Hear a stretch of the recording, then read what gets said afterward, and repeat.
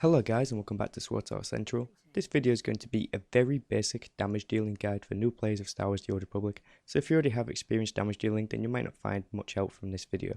But if you don't, then feel free to stick around because I'm going to go through a few things right now. Don't forget to smash that like button guys and subscribe if you want to see more of my videos. Okay, so let's get on with this video. So let's start by explaining what a damage dealer actually is. It is a damage dealer's job to dish out as much damage as possible, no matter who the opponent is. Without damage dealers in your group against a boss or in a flashpoint, it's going to take much longer to kill the enemies. So we are going to go through a few things which will hopefully increase your effectiveness as a damage dealer. The first thing that I would recommend doing is finding out what your spec rotation is. You can find guides for these on places like Dolphy.net or even guides on YouTube. For those of you who don't know what a rotation is, I'll just quickly explain that one to you now. A rotation is basically a priority system for the use of your abilities, or using your abilities in a certain sequence to get the most damage out of your abilities. It isn't just one ability which decides how much damage your player is going to do.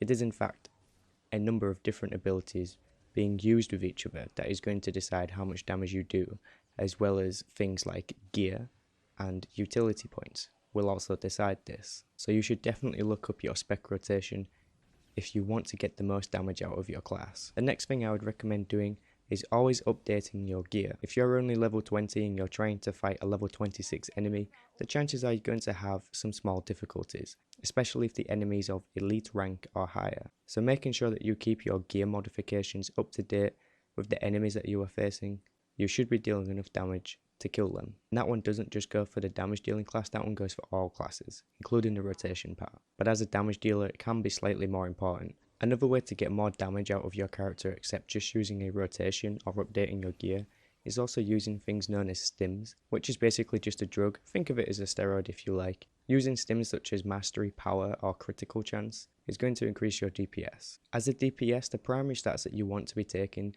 are going to be stats such as mastery, power, critical and alacrity. Alacrity really isn't going to matter that much while you're just leveling, but it will matter a lot more when you reach the max level. But you definitely want to be taking stats such as power and critical chance. Never mistake endurance for being a good thing to have on a damage dealer.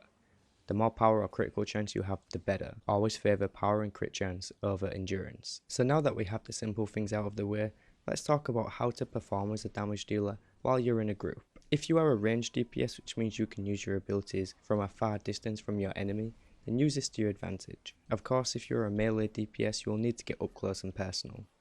But as a ranged DPS, you should be able to sit back away from the fight with an overview of what's going on. So always use this to your advantage. Sometimes we can be just a little bit too good at damage dealing, and when somebody is really good at damage dealing, they also happen to gain a lot more threat from the enemies that they are facing. Threat is gained by enemies from attacking them with the more damage that you do.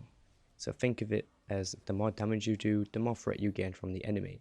Usually a tank would take all the threat with their taunts and their threat rotation. The point is, you need to be careful when you're in a group with no tank. Exactly what I'm talking about just happened in a video and I paid the price for it. So always think about how much threat you're going to gain when you're fighting your enemies, because if you gain too much attention, you may not survive the fight. When you are facing an enemy group which consists of mostly just weak enemies, try to use an AoE damaging ability to kill them much faster. Using AoE damage abilities doesn't always work on the higher ranked enemies such as elites or champions, but on a weak mob, it will kill them much faster than just using single target for each one.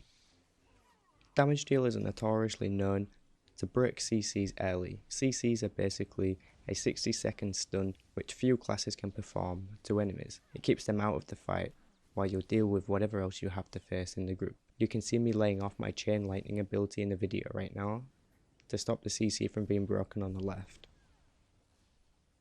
You should always avoid using AoE abilities or any ability that chains off one enemy to another that's close by, when one of them is currently being controlled by a CC. Damage dealers are also notoriously known for starting fights prematurely. It is always a good idea to wait for your full group to be present before you initiate a boss fight. Not only will this make you a good damage dealer, but it will also make you a good team player.